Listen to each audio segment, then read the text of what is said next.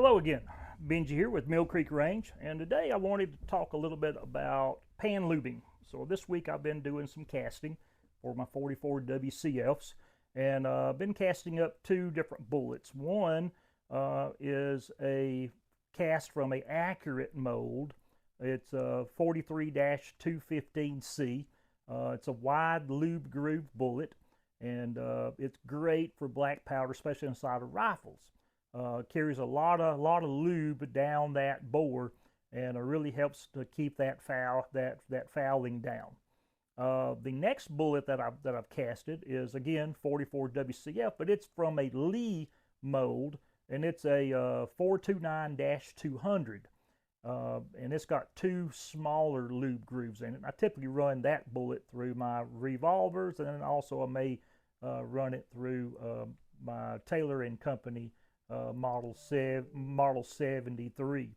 So as a thing that I started casting, so I needed to lube, so I started pan lubing using SPG, and it turned into a very big mess. I'd watched videos and looked at some techniques, and some of those techniques worked and some of them didn't, for me anyhow, and caused a big mess inside the kitchen. Almost cost a divorce.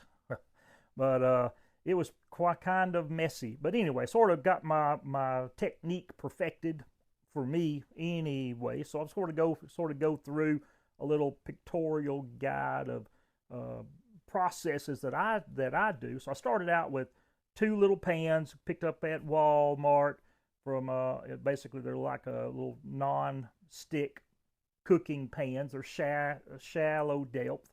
And yeah, first I just placed all of my bullets inside of the pan, about 80 of them, a row of 8 and then 10 deep. And then I would try to melt the lube and then pour that into the pan, and that's where the mess kind of evolved from. And then me trying to shuffle the pans around and spillage and this and that, and made a pretty good mess. But anyway, but once then I would try to remove the bullets from the lube after the lube had hardened up. Well, some of the lube would stay on the bullet, half the lube would stay with the lube inside of the pan, and I'd have to redo them. So I kind of got a method of using a spent case for cutting around the bullet to be able to then remove the bullet from the lube and have a nice lubed bullet. So but what I did is once I got the first bit of bullets removed from the pan, I kind of just rotate that, reuse it after each time, because I'm left with 80 pockets inside of that pan that I could just place a bullet back into, put that back up on the hot water, remelt, and then cool, and then remove, and then repeat the process. So here's sort of a pictorial of that. So I start out with the pan that's got the lube in it. Okay, you got your 80 pockets, and you place your bullets inside of each one, and then you place that up on your pan of your boiling water, and that's going to begin melting around those bullets. Now, a lot of times I won't melt the entire pan. I'll just let them melt just around the bullets, remove it, let it cool. That way I'm not melting the entire pan full of lube. But sometimes I need to replenish that. I may need to add some more lube to the mixture, so I'll take a little bit of a lube from a block and place it inside of the middle area of the pan and allow that to melt in with the remaining lube, so I can keep my level of my lube to the correct height or depth. And so it works out extremely well by doing it that way. But then, so once my bullets are lubed, set them off to the side to allow them to cool. Typically 20 to 30 minutes works well. And then once they're cooled, and I can take them up over to the kitchen table. I may then put my next pan onto the water to begin that process of melting that down and lubing those bullets. So then I take that first pan to the kitchen table, and so what I did is the best way that I found removing the bullets from that pan was to take a spent cartridge or a spent case, 44 WCF, and I drilled the primer pocket out, one to release so that when I put the case up over the bullet, there's no suction being or vacuum being created from pulling that case back off of the bullet. It works extremely well, but it also helps for removal of maybe a stuck bullet. So I'll take the case, place that up over the bullet, press it down through the lube, not typically all the way to the bottom, but typically close.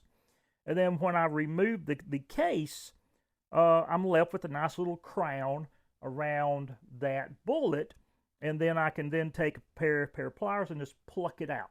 Very, very easy. You don't leave any type of markings or very shallow markings up on that bullet, and you leave a really nice hole for your next bullet.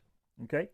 Now, in the event if you remove the case and a bullet becomes stuck inside of that case, then that drilled out primer pocket helps, because then I can take a small rod and just push that stuck bullet out with no type of damage, and then I'm left with a nice lubed bullet, as we see here.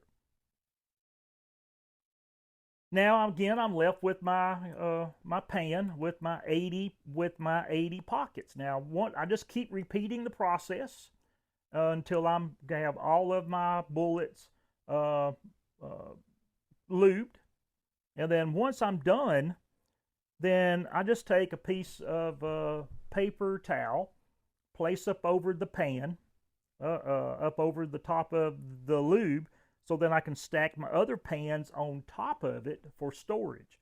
And then my top pan, my last pan, I'll place a piece of paper towel up over that, bring that back to my building, put it up on the shelf.